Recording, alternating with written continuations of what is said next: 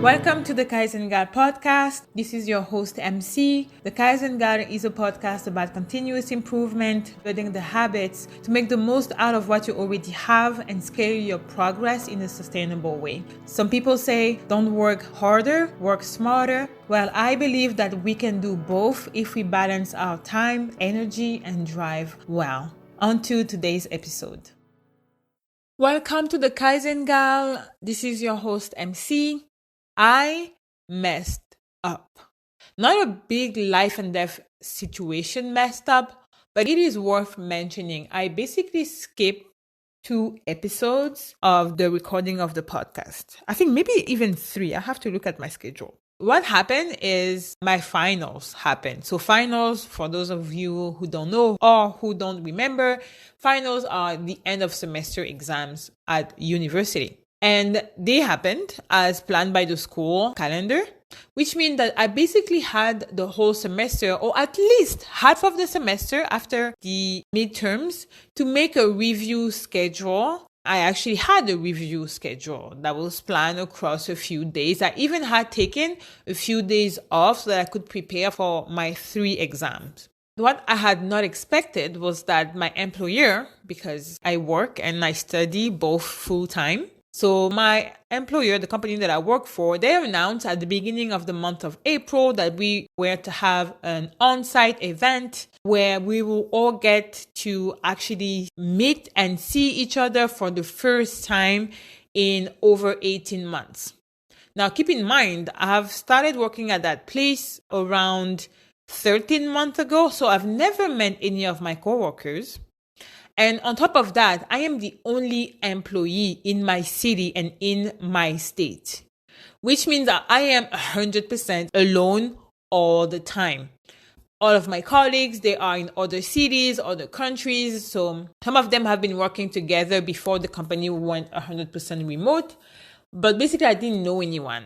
My first reaction was, I don't want to miss it. So I did 3 things that contributed to me messing up my schedule around recording the podcast. And I would even say my schedule around studying for my exams. 3 things happened. The first is, by the time my first exam rolled in, I was tired of juggling all of these different things, podcasts, projects, work, fitness. I was just tired of juggling all the things of life, of adulting, if you will. Because I had been running around since the beginning of the year, basically, I did not stick to my plan. Remember, my review schedule that I made when I decided to take a few days off, I did not stick to that specific plan. And that plan was time blocking my agenda with exactly the session number that I was supposed to review for each class.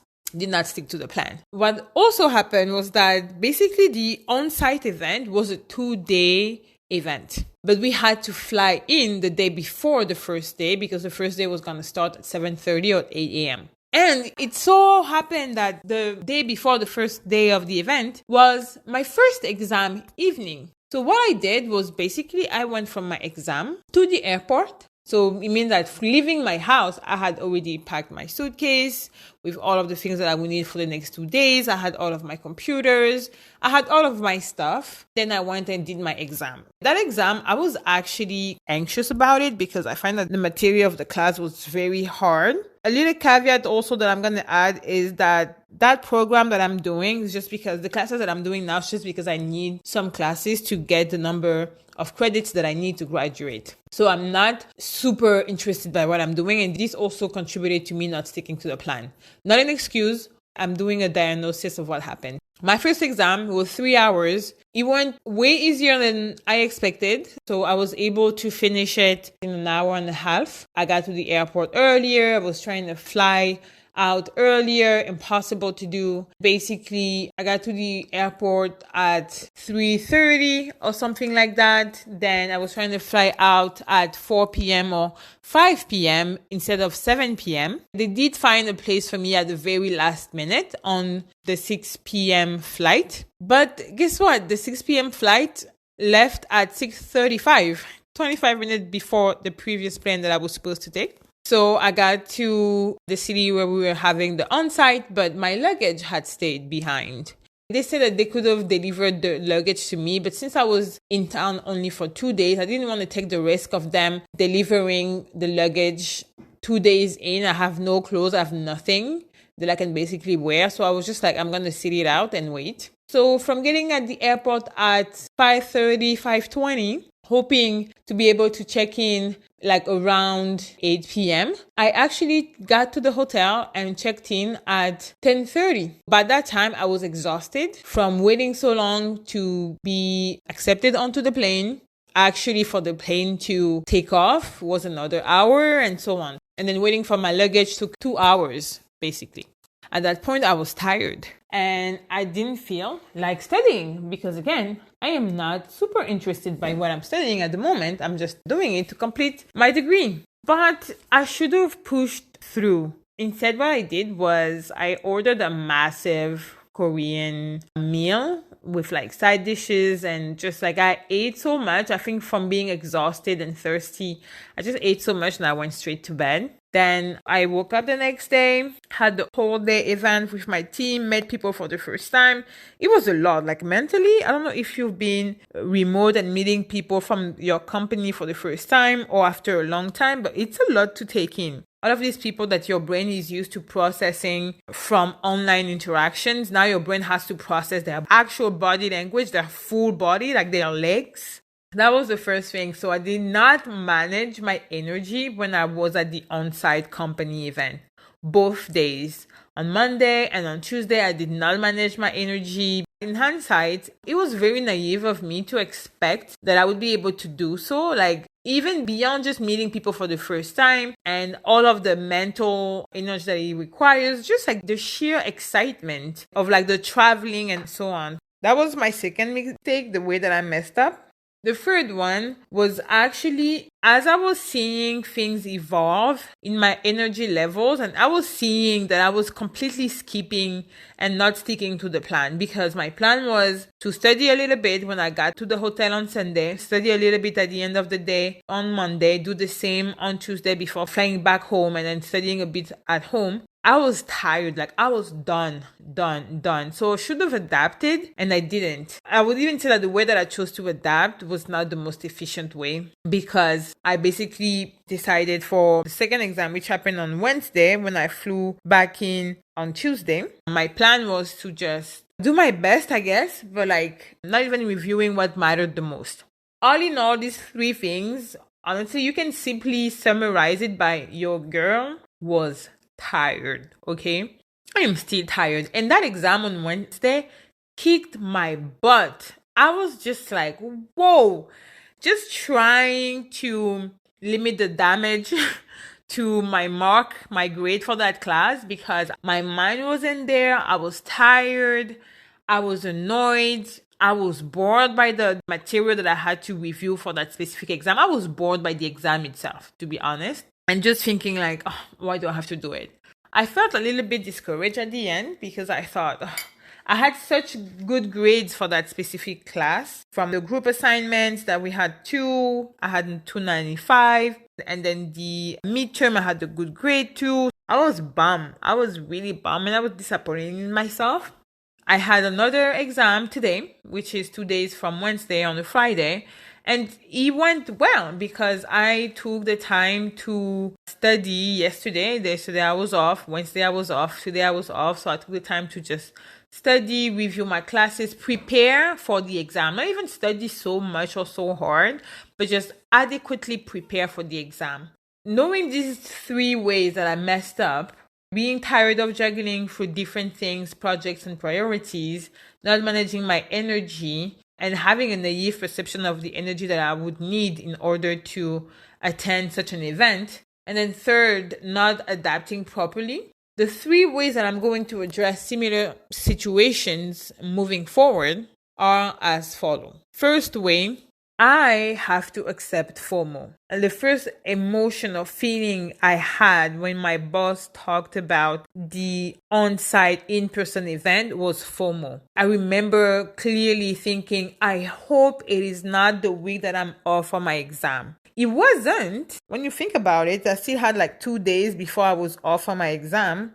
But having these 2 days, which would have been dedicated to studying, actually spent in another city, having to fly out and fly back in. And I was doing sessions and presentation during that on-site event. All of that, I didn't want to miss out. So I was willing to bend my schedule, at least in theory. I was willing to bend my schedule in order to not miss my exam and not miss the on-site in-person event.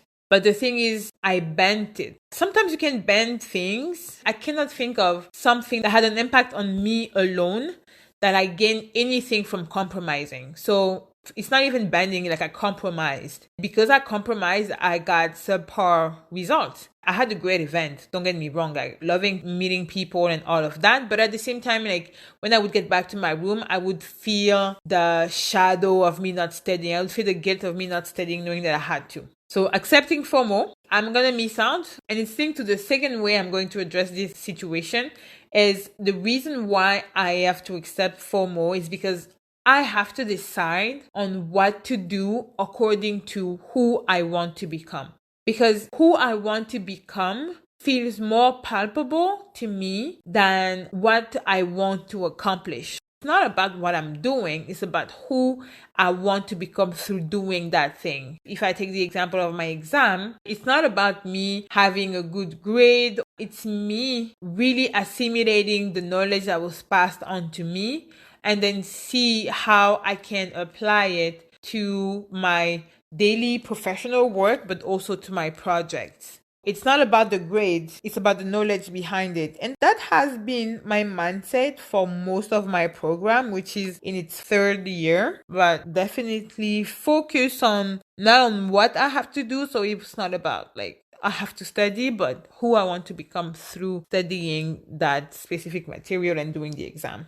Specifically for the podcast, the third thing that I'm going to do is on top of the time that I allocate to researching, writing, and recording every episode, which is around 45 minutes to 90 minutes. Really depends on how inspired I am or if like I've already done a bit of research, I have blog articles or things like that that I can refer to, and also my own experiences. But on top of that time, so that time is typically on the day that I record the podcast, meaning it's supposed to happen on Tuesdays and on Fridays. I have an hour and 30 minutes in my agenda blocked for me to do writing, researching, recording. I'm not yet at a point where I'm doing any sound arrangement and things like that. For now, I'm just like, let me just stick with getting a routine when it comes to producing that content. And then I will think about adding more artifact to it. But on top of that time, what I want to do is actually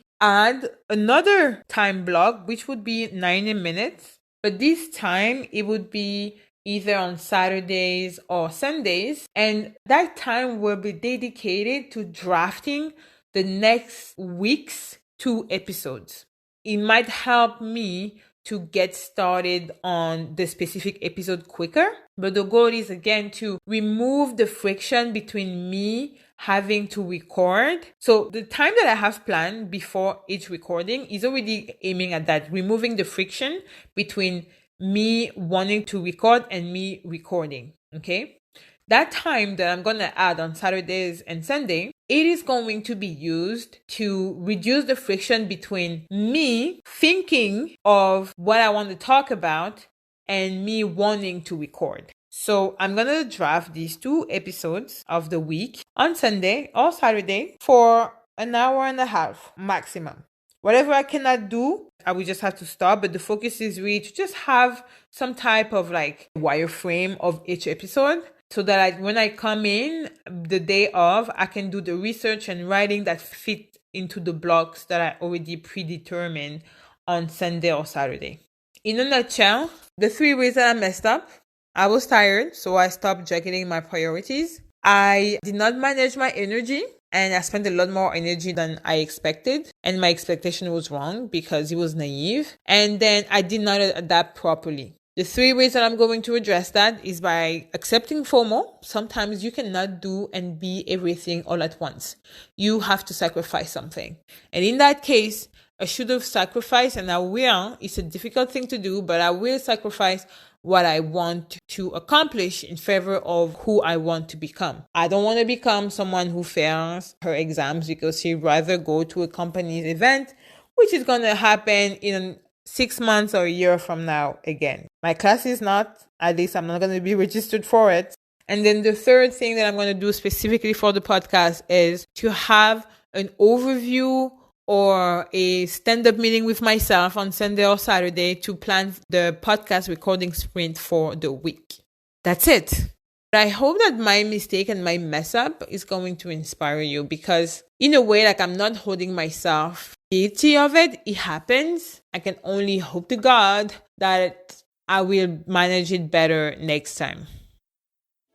That's it for me today. I hope you found that episode helpful and insightful. If you have questions or topics you'd like me to address, email me at the email address in the description box. And last but not least, leave your 5-star review anywhere you are listening. It really encourages me. I wish you, wherever you are, to be well, and I will talk to you next time.